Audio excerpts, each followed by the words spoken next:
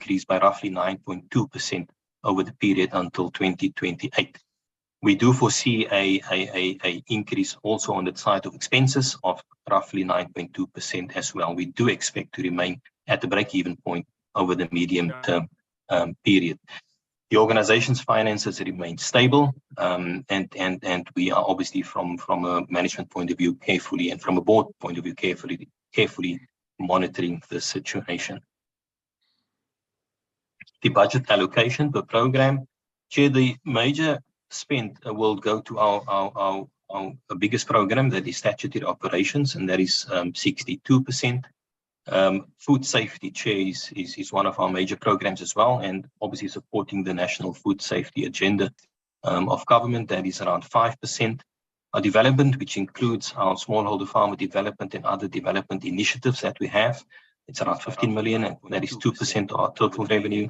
Corporate services, which is mainly our support services and information and communications technology program, that is around 17%.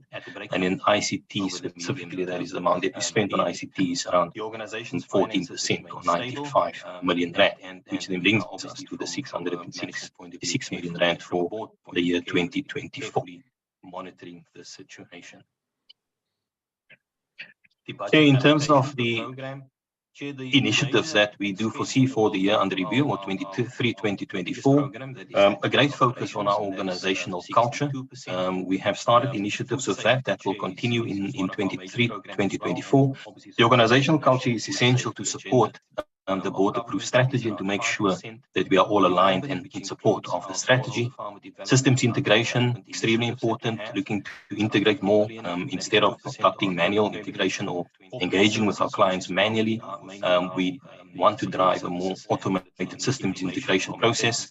Resource alignment, our environment is changing continuously. It's becoming, not only in terms of volumes are becoming more, but it's becoming more complex. And we're looking to align our resources with this, with the volume growth and the complexity thereof.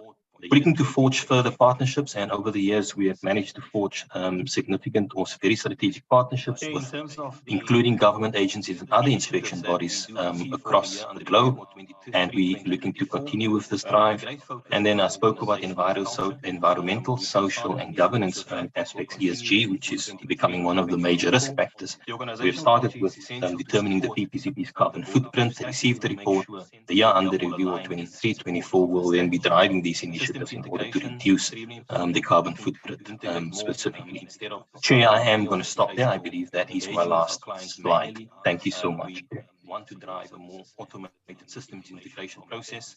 Resource alignment, our environment is changing continuously. Thank you, Dr. Jansen, the CEO of PPECB, as well as the chairperson newly appointed to Mamujobe, for the opening remarks. Honorable members, we will take the presentation of OVG. Let me then invite and welcome the chairperson of OVG as well as the CEO to present their APP.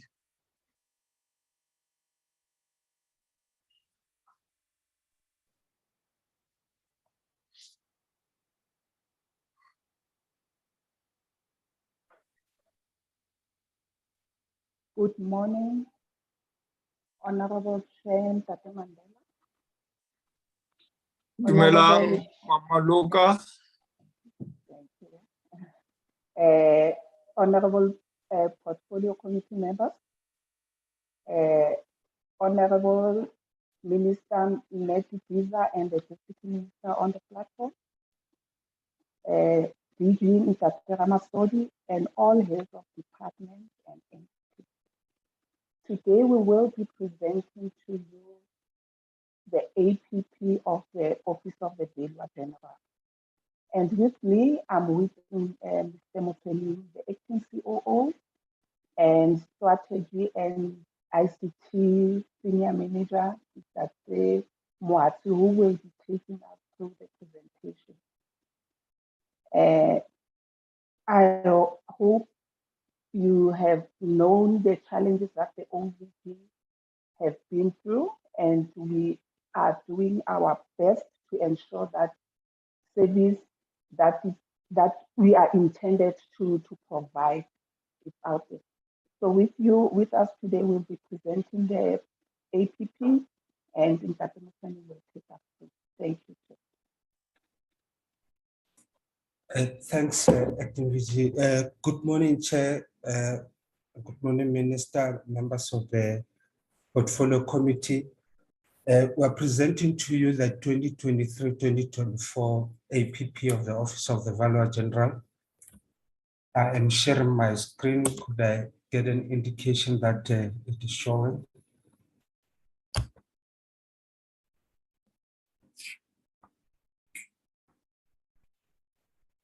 Yes, Tate Motweni, you may proceed. Move the screen, but it does not go to the next slide.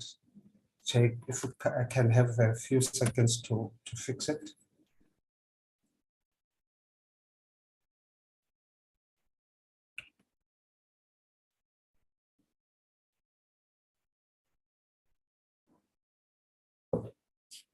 Chair, in terms of the overview of the mandate of the OVG, we are guided by Section 12(1)A of the Property Valuation Act, which refers to all properties that are identified for purposes of land reform that must be valued by the Office of the Valuer General.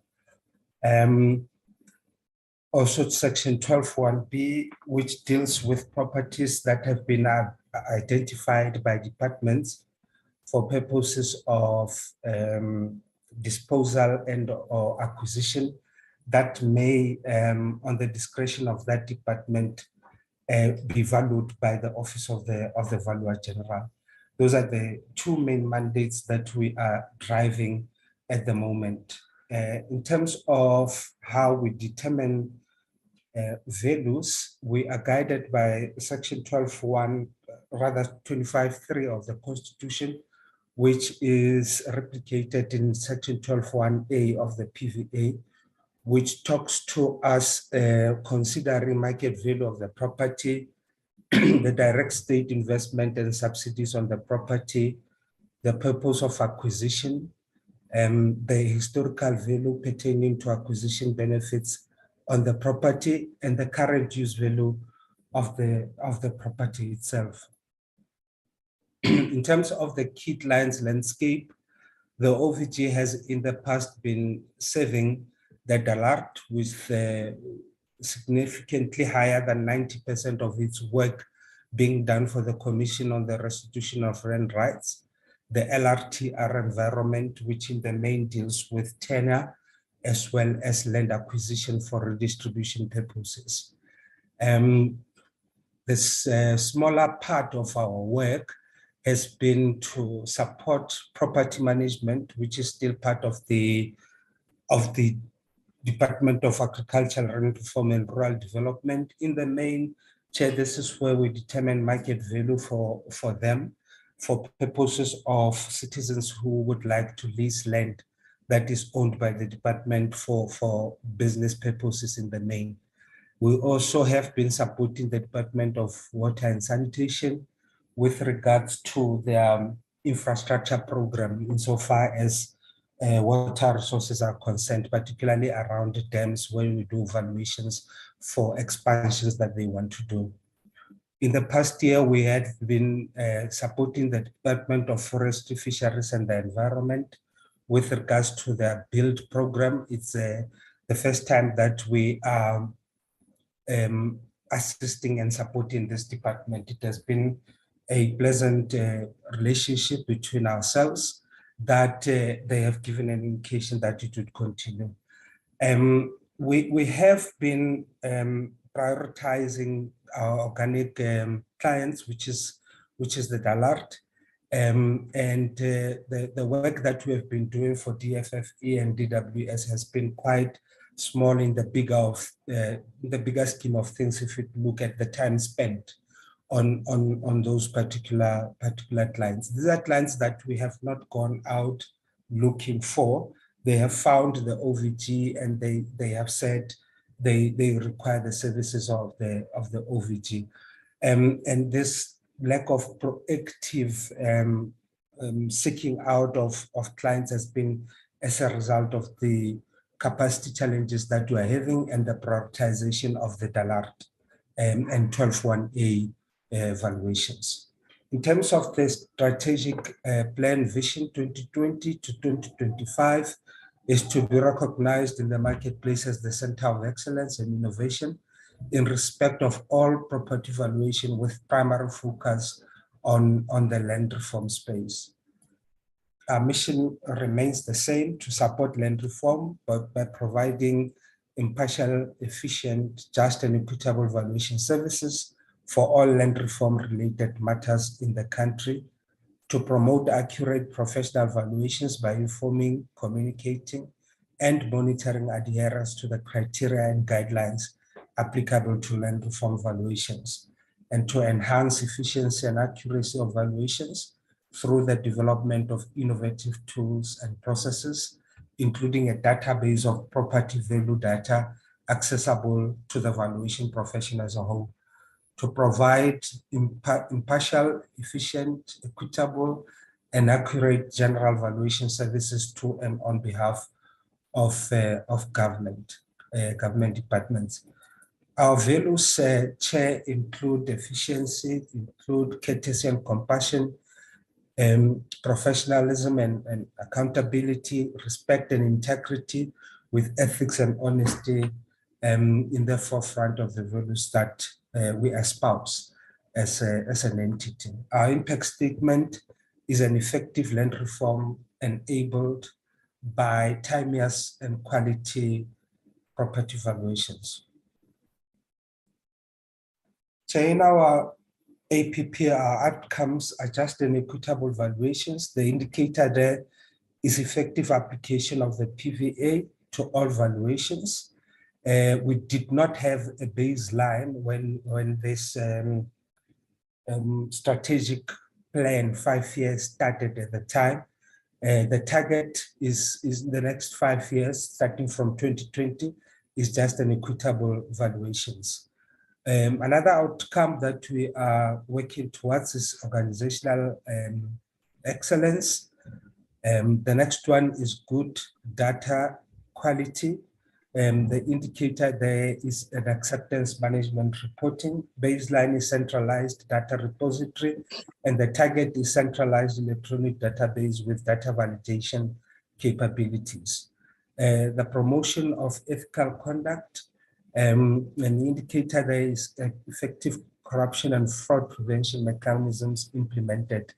This has been elevated to an outcome and outcome indicators on the grounds of the inherent nature of the work that we do, which involves large amounts of money per annum. I think the OVG plus minus contributes to about 3.5 billion rands worth of transactions annually.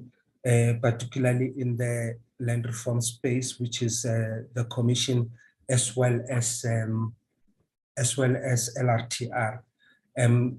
The very nature that it contributes to what compensation is to be paid implies that ethical conduct would be at the heart of a functional system. Insofar as the theory of change, this is how all of these inputs stack up to the impact statement of effective land reform enabled by timeous and quality property valuations. Those are the outcomes that I've just spoken to. And on the right-hand side of this slide, you will see that the assumptions are that there would be favorable legislation, there would be positive economic outlook, and as well as cooperation from all other stakeholders for us to be able to make that type of impact. Insofar as the programs are concerned, Program 1 is responsible for administration, and the outcome there that program is driving is promotion of ethical conduct. We have marked it as a new indicator, but if you look at the past APPs, you'll find that the issue of ethical conduct has always made it onto the APP. The reason we have marked it new is that we have made some amendments to the technical indicator descriptions, and in terms of the requirements insofar as the standards for the drawing up of MPPs is concerned, we were required to then mark it as new. The next indicator is the percentage implementation of corruption and fraud prevention mechanisms. It is the same indicator. Sorry, this is the outline of the quarterly targets for the financial year. In terms of Program 2, which is the core function of the OVG, the outcome is just an equitable valuations. Output is improved valuations efficiency. We have been targeting 50 days completion, which is the average number of working days taken to issue a valuation certificate. So you'll see that in 1920, 2021, and 21-22, we have been tracking this particular indicator. We were at 167 days in 1920. There were some interventions. We improved in 2020, 2021 to 53. And in 2021, 2022, we improved to 34 days taken to complete evaluation. We are working towards maintaining the 50 days and achieving it in this new financial year. The next indicator is completion, percentage completion of valuation reports submitted by clients within specified times. We started tracking it in 2020, 2021, we were at 93%. In 2021, 2022, we were at 100%, and we are endeavoring to retain the 100% mark. The next slide, it is the quarterly spread of how we want to achieve this target. The third program is the operations program. There we're talking the outcome of organizational excellence. It's got quite a number of outputs. Critical skills retained, percentage of critical skills retained is the indicator. It is a new indicator. We intend to retain a minimum of 70% in 23-24, and it grows over the 2 outer years of the MTF. Field posts is another output, with the indicator being the number of funded posts filled in line with the approved interim structure. We were at 64 in 2021-2022. We are hoping to grow to 110 by the end of 2025-2026. Improved stakeholder relations is another output. It's a new indicator. We want to track the percentage of valuations queries resolved within 10 days. This was a a contribution by our clients who said, much as you can complete valuations within 50 days, but when we do have queries, we want to see that you commit yourselves to concluding those queries within a specified time. And hence this indicator made its way onto the APP. The last one under operations is good quality data.